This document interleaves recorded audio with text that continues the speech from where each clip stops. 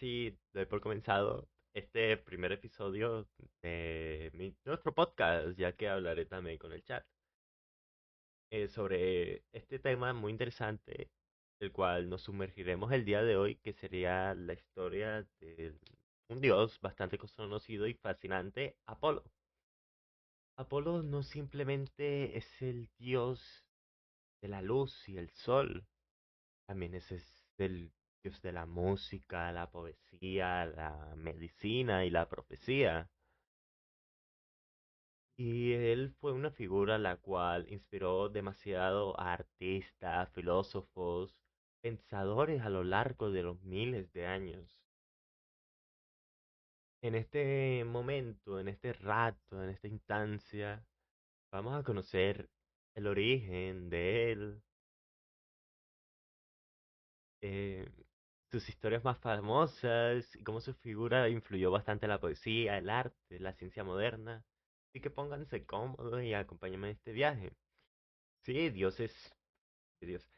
Apolo es un dios muy polifacético, o sea, es Dios, es bueno en muchísimas cosas, no excelente. Por ejemplo, en la medicina, su hijo es mucho mejor que él en la medicina. Hace cosas que Apolo no, pero igual Apolo tiene actos muy buenos en parte de la medicina. Pero comencemos por el inicio de él. Apolo era el hijo de Zeus, el rey de los dioses, y de Leto. Apolo tenía una hermana gemela, Artemisa, la diosa de la casa.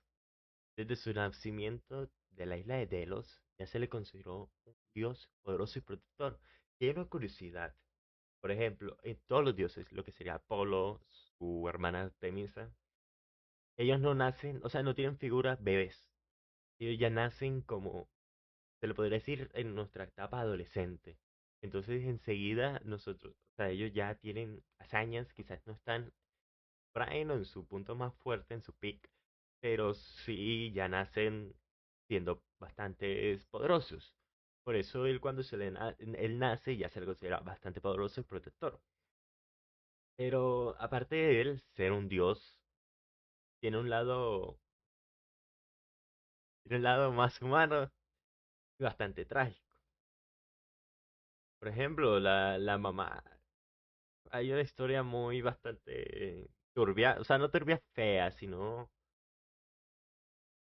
bastante fea, sí, fea, sí, porque Zeus estaba comprometido, pero Zeus es un pillín.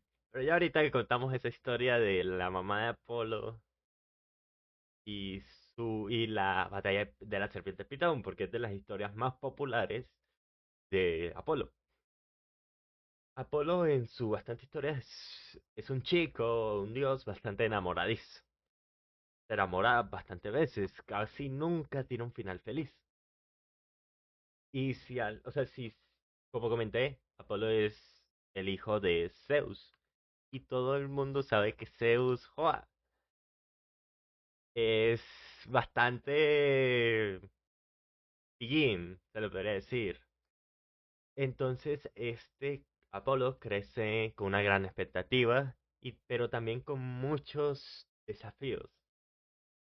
Y a diferencia de Zeus, Apolo no era tan seductor como sus padres, o que tenía estas bastantes conquistas que tuvo. Pero Apolo también tenía una belleza muy extensa y un talento sin igual. Pero eso no le quitaba que tenía muchísimos rechazos. Uno de los populares es Dafne, que este también hace que Apolo tenga su, su flor característica. ¿Qué pasa? La historia de Apolo y Dafne comienza cuando Apolo le tiran una flecha, Eros les tira una flecha. Eros era el dios del amor. Le dispara una flecha del amor a Apolo.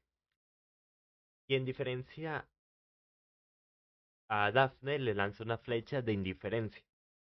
Apolo se enamora perdidamente de Dafne, pero Dafne al revés. Ella misma dice que no, quiere su libertad.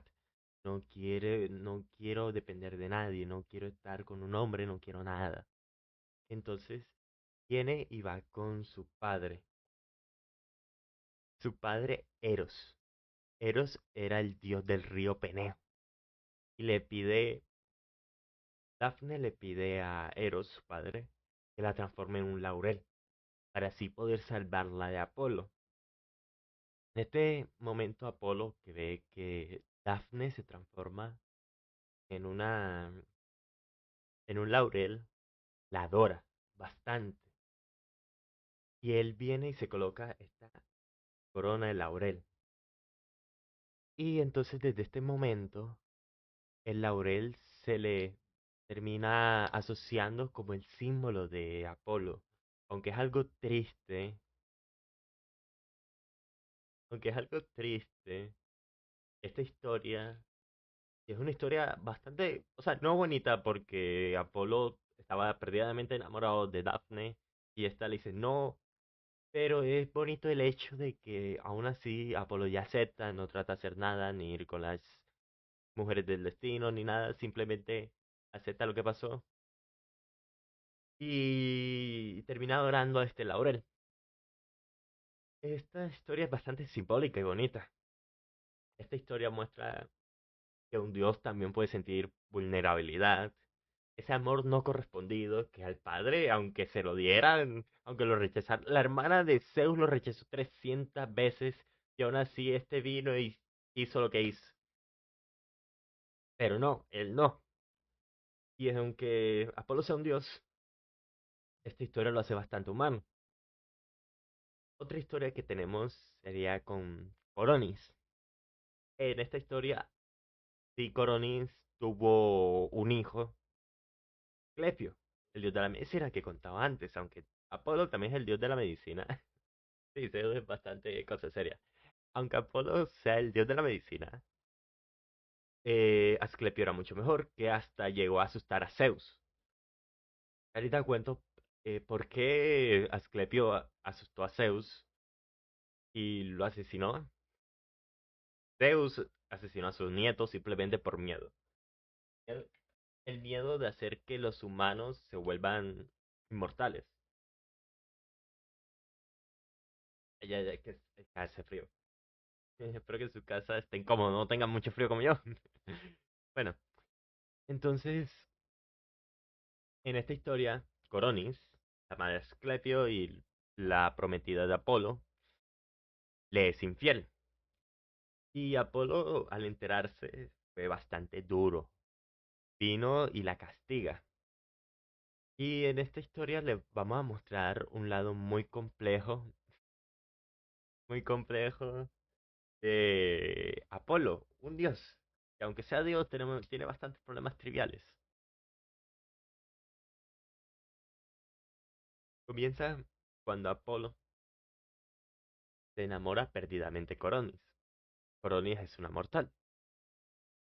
De esta relación de Coronis y Apolo nace Asclepio, el dios de la medicina. Sin embargo, cuando Coronis aún tenía en el vientre a Asclepio, le es infiel a Apolo. Entonces Apolo se entera de esta noticia, que Coronis le es infiel. Entonces él queda ya devastado, decide castigarla con una maldición, que cuya maldición es la que la termina llevando a la muerte. La historia cuenta que, aunque Apolo la amaba, la celosía bastante. Y esta traición lo llevaron a actuar así de fuerte. Al final, Coronis muere. Y Apolo, cuando Coronis tiene a Asclepio en su vientre, lo saca antes que nazca. Y Asclepio se convierte en un gran sanador. Esta historia también refleja que los dioses tienen relaciones divinas bastante complejas, también humanas. Y sí, tiene un toque bastante dramático, pero también un desenlace interesante, porque nace Asclepio, que en su niñez, cuando va creciendo, va sanando y llega a tan punto de crecer ese poder de sanación que empieza a revivir a los muertos. ¿Qué pasa? Que Zeus se entera de esto, que hay un dios reviviendo a los humanos muertos. Zeus se asusta y dice, estos, estos humanos van a ser más fuertes que nosotros, reviviendo. Viene y Zeus arremete contra Asclepio y lo asesina. O lo que ha devastado también porque era su hijo. Pero acepta tristemente la decisión de su padre. También podemos ver en esta historia que Apolo también tiene un lado bastante oscuro. Y esto nos puede ayudar a ver, a pesar de ser un dios, tiene emociones fuertes y sus decisiones también, que también son consecuencias humanas, bastante humanas, las cuales a todos nos ha pasado que por celosía y traición hacemos cosas muy feas, rabia, rencor, que muchas personas deberíamos dejar, sí, pero al fin y al cabo somos humanos y no dejamos de sentir. Y al nosotros sentir, llevamos a hacer cosas muy feas, muy tristes. Que hay veces que nos arrepentimos, hay personas que no se arrepienten de nada de lo que han hecho. Lo cual, aunque algunas personas es inmaduro, otras personas ya no sienten remordimiento, no por inmadurez, sino ya por más compleja, con problemas psicológicos. Pero aún así, Apolo sí sentía tristeza. Cassandra era la princesa de Troya, hija del rey Primao y la reina Oukoba. Cassandra era una mujer extraordinariamente hermosa e inteligente, y desde joven llama la atención del dios Apolo.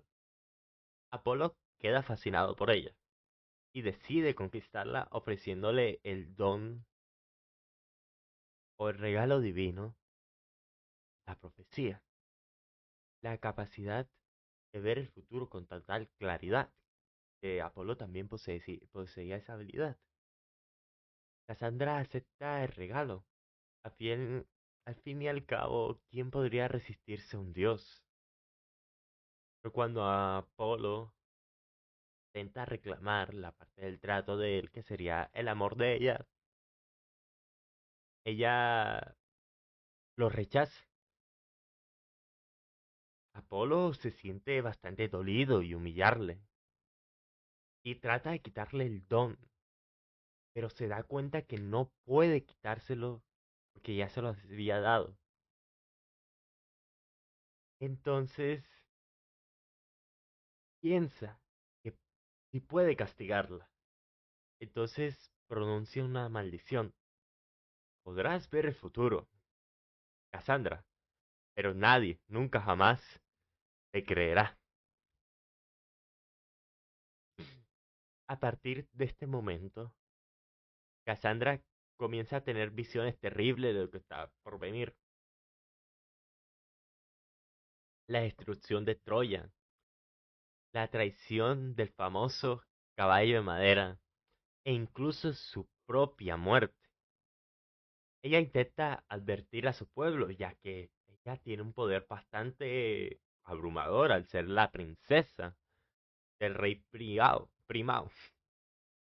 Pero nadie la escucha. Ella suplica, grita, pero nadie.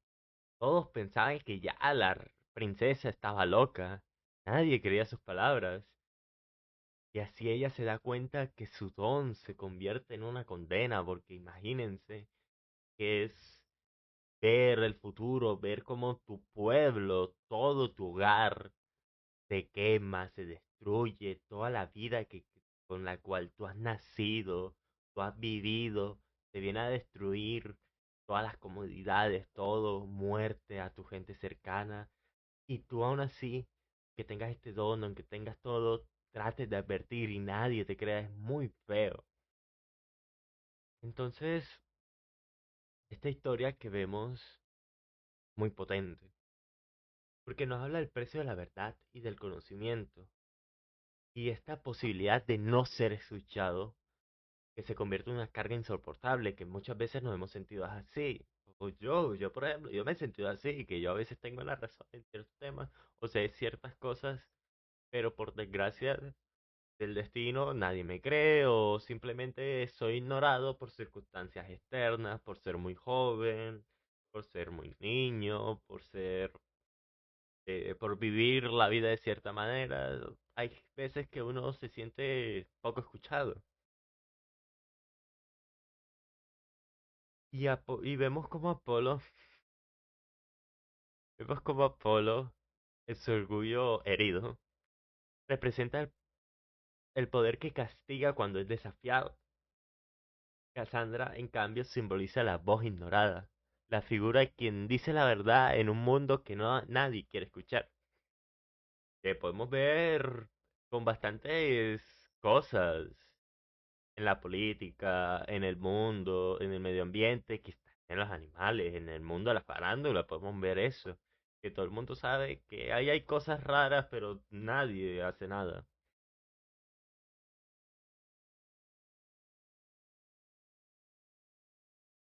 Esta historia también se ha usado en la literatura y en la filosofía moderna como metáfora de la mujer incomprendida, del profeta ignorado o el científico que advierte y no es escuchado, que hemos visto bastantes historias aparte de esto.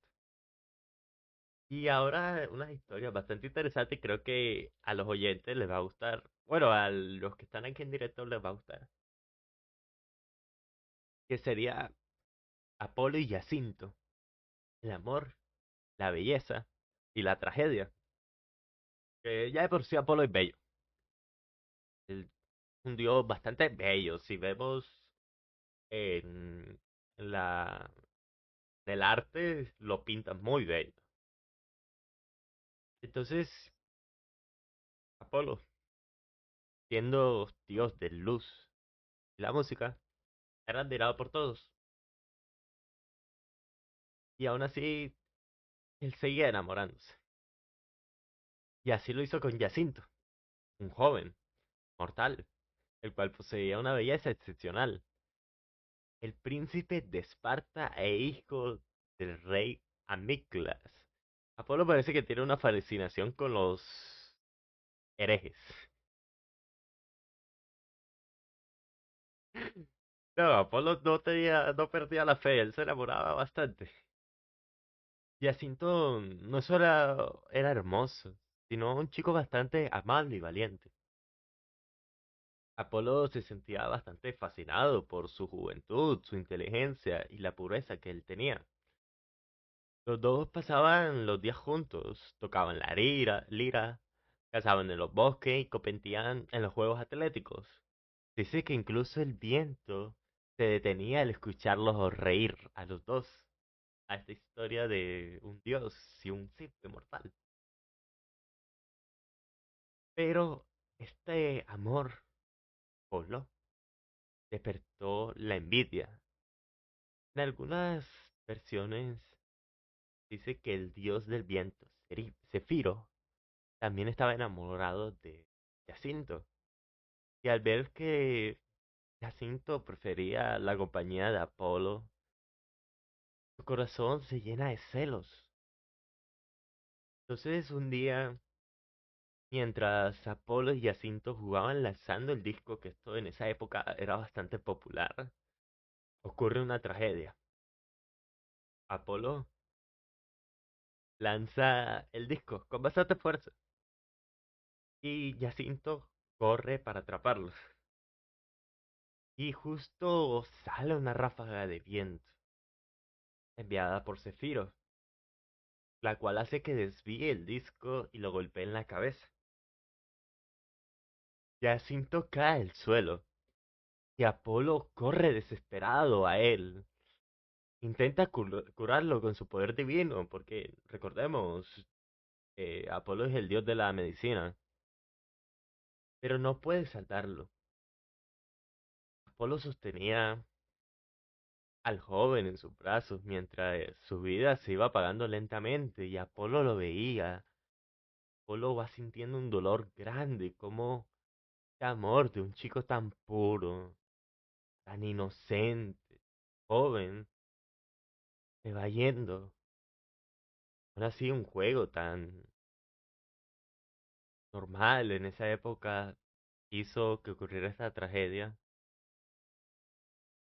El dolor de Apolo se vuelve tan grande que no quiso permitir que la muerte borrara la memoria de su amado. De la sangre cae en el suelo, hace brotar una flor que es conocida. Se llama la flor el Jacinto. Una flor violeta, con inscripciones que, según los mitos, formaban las letras ay, ay, el lamento de Apolo. Ay, ay.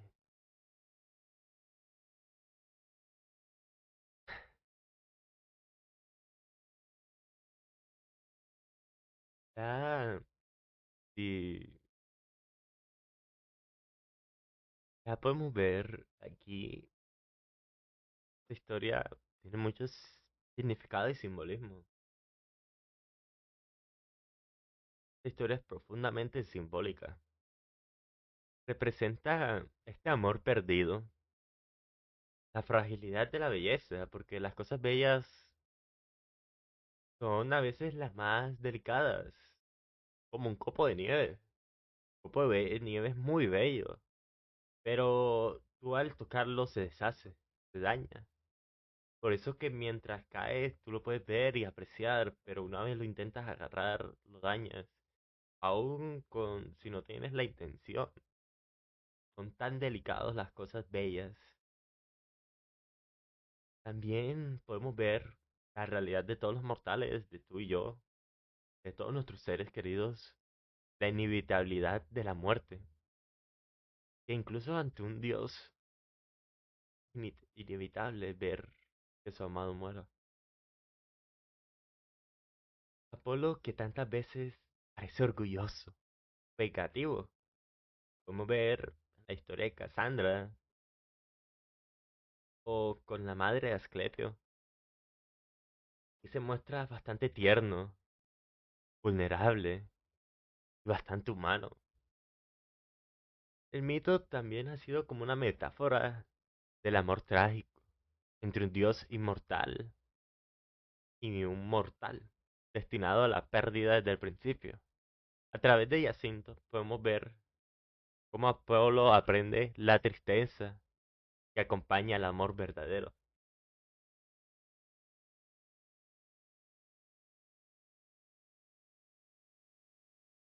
Y esta historia la podemos ver bastante, está muy esperada, directa e indirectamente, a las historias donde vemos de alguien, no mayor, hablemos de 40 años, no, un chico de 30 años con alguien de 20 o 22, 23. Podemos ver esta relación de un hombre ya maduro, o sea, la relación de dos hombres, un hombre ya maduro, porque ya un hombre de 30 años ya es una persona bastante maduro, y un chico de 20 o 22 años, a 18, podemos ver en bastantes historias que se representa así. El hombre maduro se ve fascinado por la juventud, la inocencia de este chico, que es hermoso, al ser bastante joven. Tiene todas las cualidades físicas que hay algunos adultos que han perdido porque no lo han cuidado. Entonces podemos ver, esta historia es bastante, de esta historia se han inspirado bastante en estos amores de hombre mayor, a un chico o joven adulto, un adulto joven, perdón. Y bueno, aparte de las historias de amor que tenemos, tantas historias de amor de Apolo,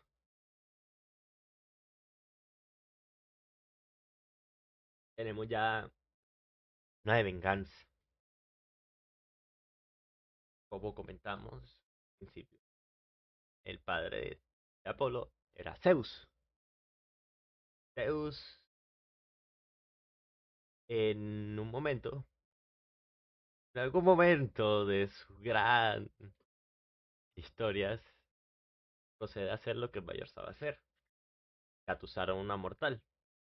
La engatusa y la deja embarazada. Entonces, su esposa, eh, Zeus, se entera y le dice a la serpiente Pitón que mate a la madre de Apolo y Artemisa. Entonces, a la mata, la madre de estos dos chicos.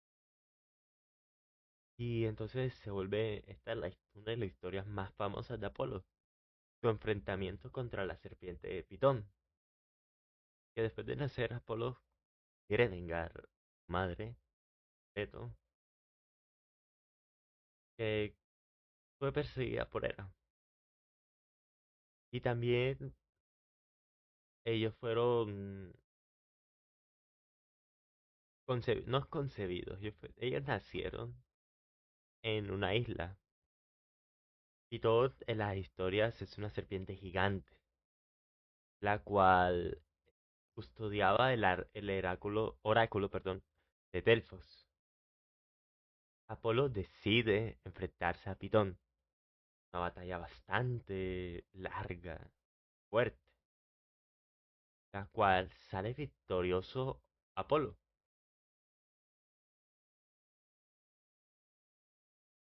Apolo viene, gana. Al ganar se convierte en el oráculo de Delfos.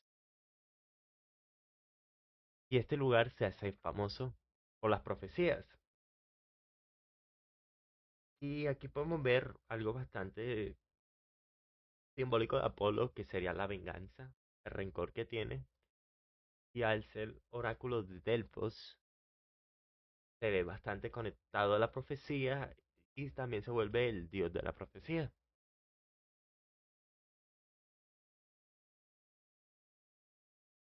Ya creo que hemos hablado de las historias de amor de Apolo, de las más importantes. Sería Jacinto, Cassandra, Jacinto. Ya habríamos hablado bastante de ellas, que es la mayoría de historias de Apolo tratan del amor, porque es un dios bastante enamorado. Pero ahora mismo podríamos hablar de Apolo, el arte y en la cultura.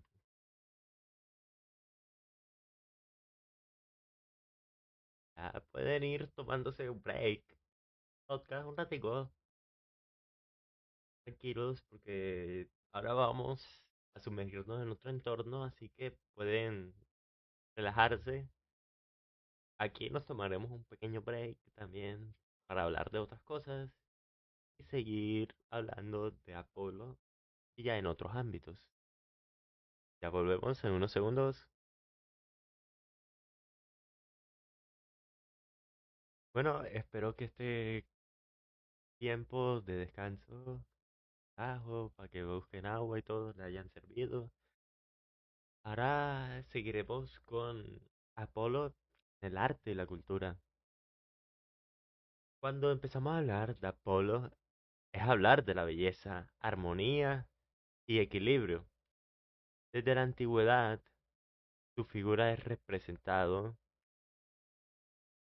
como el ideal de la perfección, el cuerpo, la mente y el espíritu en total sintonía. En el arte griego, Apolo era como un modelo del kalos, Thanatos, el ideal del hombre bello y virtuoso. Por eso los escultores los representaron con un cuerpo joven, atlético, rostro sereno. Uno de los ejemplos más es la escultura de Apolo, el Belvedere, que durante siglos fue considerada una imagen perfecta de la belleza masculina. Incluso en la cultura moderna, Apolo sigue presente.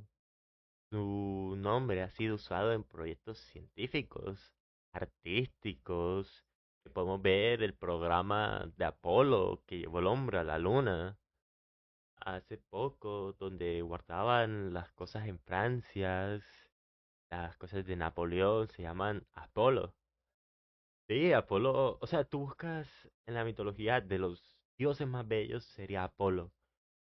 Y si ves las cosas de, o sea, las curiosidades, hay mucho lo que se le diría hoy en día andrógino. Los dioses más bellos eran bastante andróginos. Hasta en canciones, obras de teatro y películas que lo evocan como símbolo de la luz, conocimiento y creatividad. No me consideraría una persona andrógina, simplemente una persona delicada. Yo siempre que siento que las personas me ven, siento que sería una persona delicada. Pero bueno,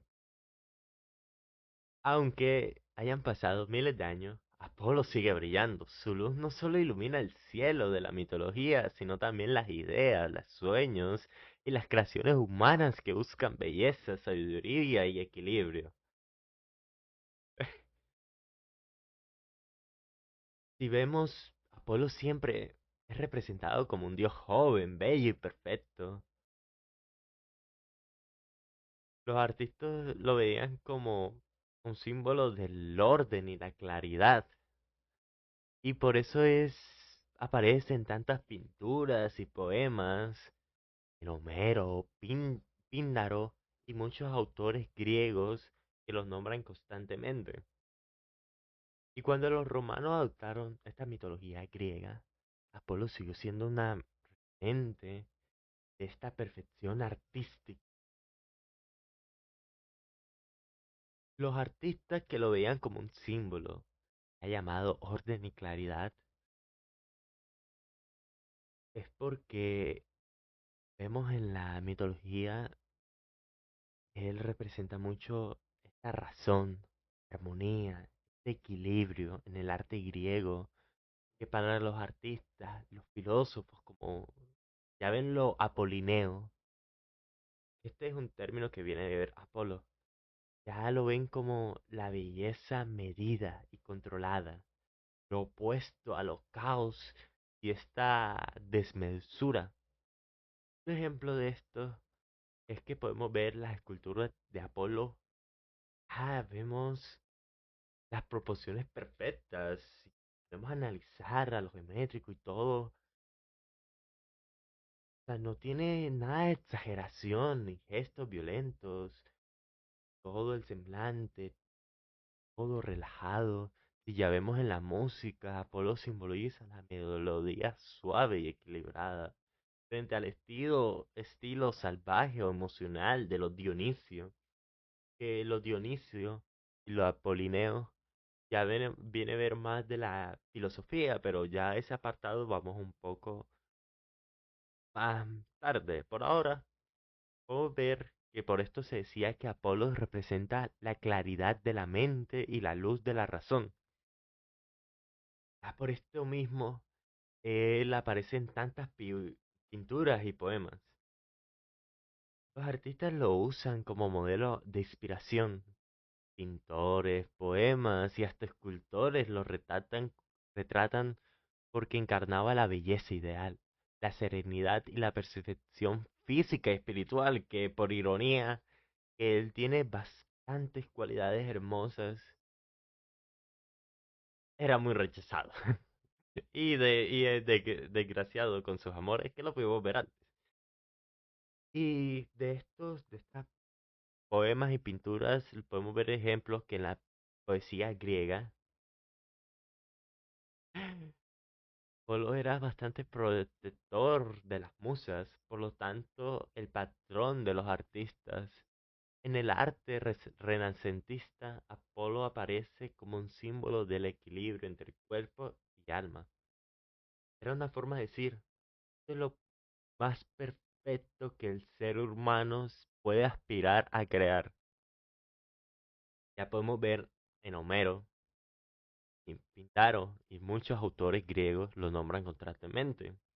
Y sí, Apolo inspira a medio mundo, o sea, Apolo inspira músicos, filósofos, y por eso podemos ver que la mitología ya no, o sea, como ya no es considerada una religión o algo, es muy interesante cómo ha inspirado bastante a la historia, a pensadores, artistas, a corrientes filosóficas, ya psicológicas y todo. Hay cosas bastante interesantes que podríamos ver.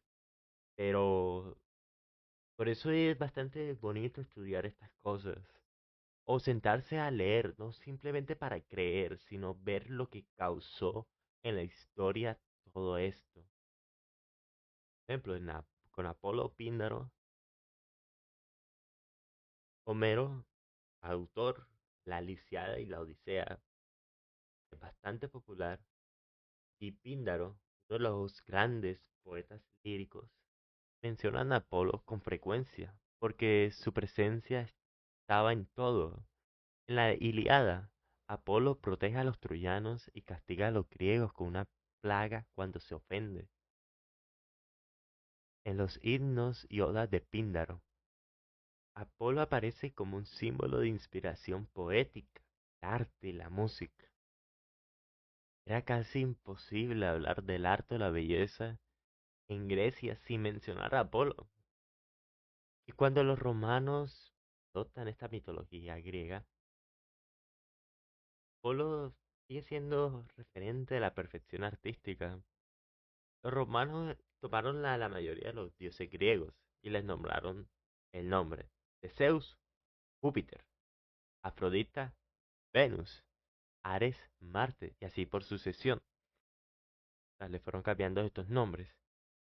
Pero hay alguien en excepción, que sería Apolo. Apolo, su nombre no es cambiado así, Zeus a Júpiter. ¿Pero por qué?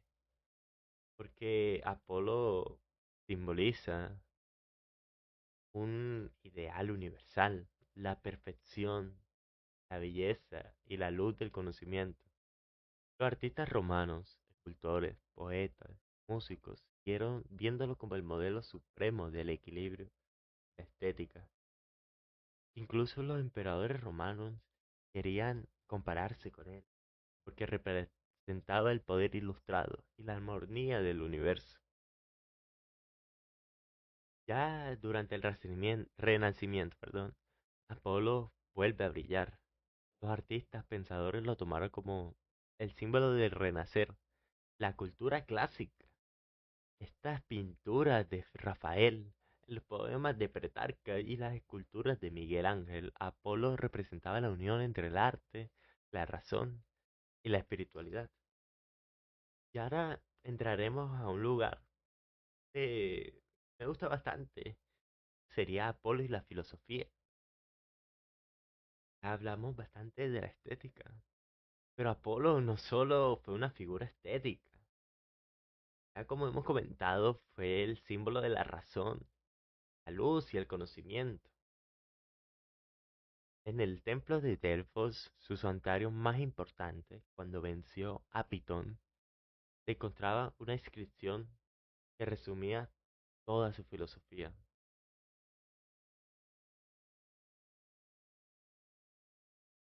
La frase era, conócete a ti mismo. Esta frase, grabada en el templo de Delfos, no era solo un consejo espiritual, era una invitación al autoconocimiento, a la sabiduría interior. Para los antiguos griegos, Apolo no solo iluminaba el mundo con su luz del sol, sino también la luz del entendimiento. En Delfos, los peregrinos llegaban desde todas partes en Grecia para consultar el oráculo de Apolo, una sacerdotisa llamada Pitia que transmitía sus mensajes en forma de enigmas. Los reyes, los guerreros, los filósofos acudían allí buscando respuestas sobre su destino. Pero las respuestas de Apolo eran simples. Sus mensajes obligaban a reflexionar, a interpretar y a mirar hacia adentro. La idea, la de mirar dentro de uno mismo para encontrar la verdad, una de las bases del pensamiento filosófico griego. Sócrates adoptó esa enseñanza, la convirtió en lema de vida. Para él, conocerse a sí mismo era el primer paso hacia la sabiduría. Pero por esto Apolo no representaba la belleza exterior, también la claridad interior. Era el Dios que recordaba a los hombres que la verdadera luz no está solo en el cielo, tiene en el alma.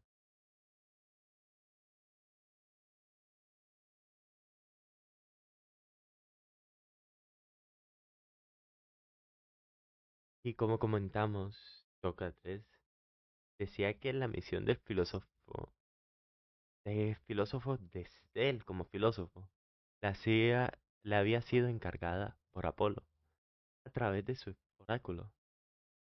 La historia es única.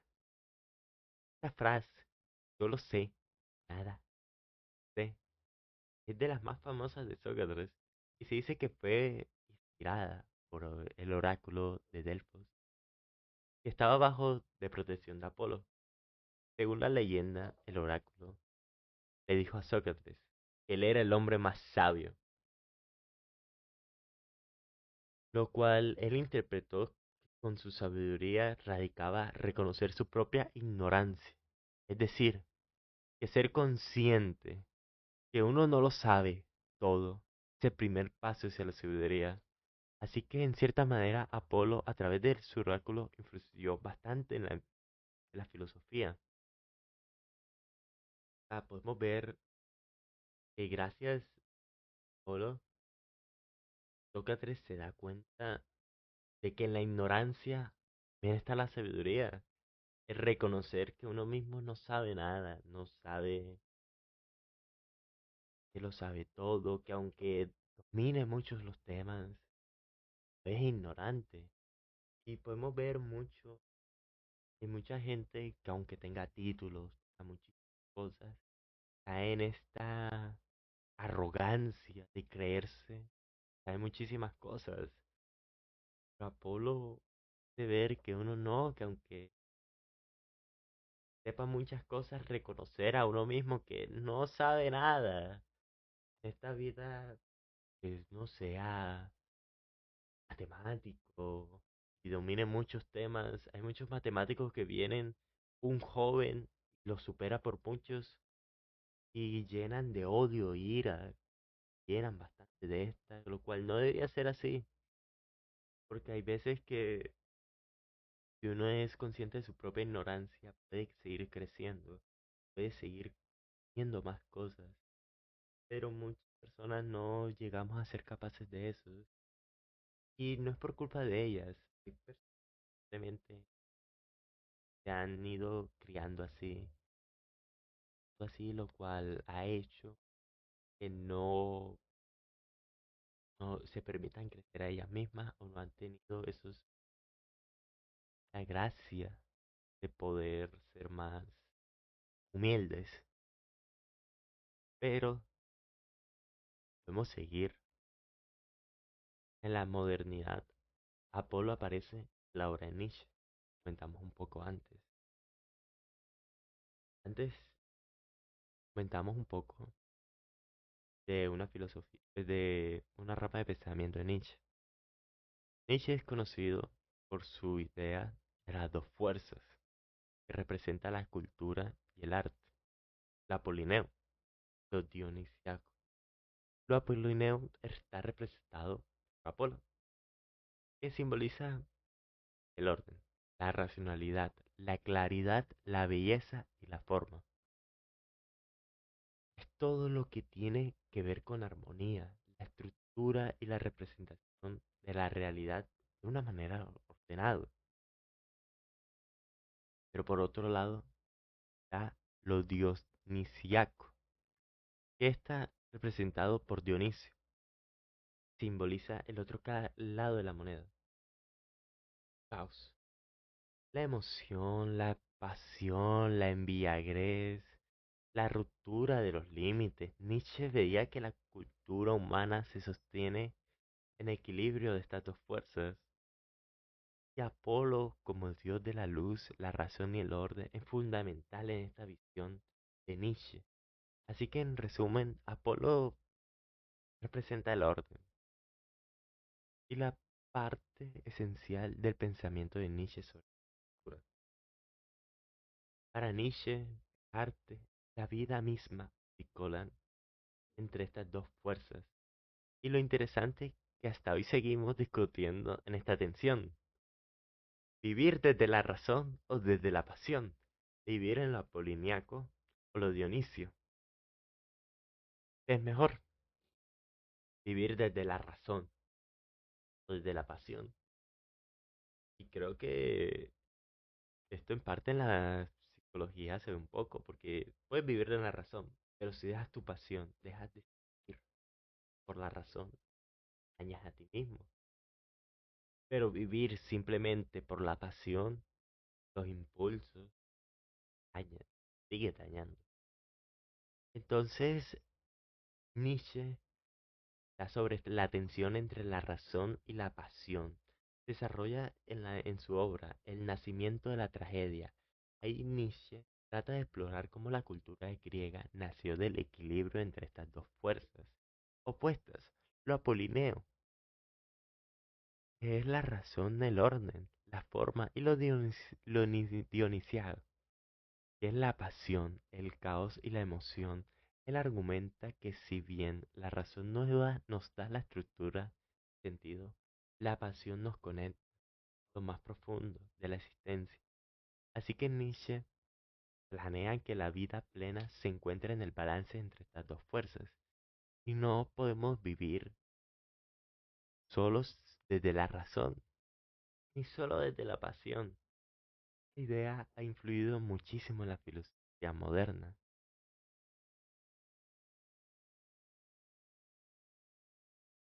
Bueno, ya estaríamos viendo Apolo en el amor de verdad. Que hace poco, o hace ya al principio del podcast, comenté que el nombre de Apolo no quedó en la antigüedad. Hasta en pleno siglo XX, la NASA lo eligió como nombre en su programa, el cual llevó al hombre a la luna. ¿Por qué ese nombre? Porque, como ya hemos comentado, Apolo simboliza la luz, el conocimiento, la superación humana. Exactamente lo que exploraba la exploración espacial.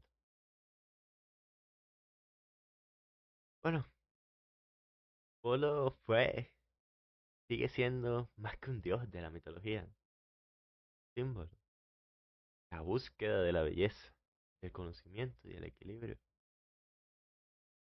Quizás gran pregunta que nos deja es esta: ¿qué tan apolineos somos en nuestra vida? ¿Cuánto orden y razón dejamos entrar? ¿Y cuánto caos y pasión nos permitimos? Muchas gracias por acompañarme en este episodio. Si te gustó, compártelo. Quédate pendiente.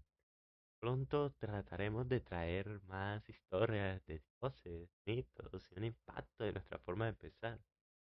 Soy Sam y nos escuchamos en el próximo episodio.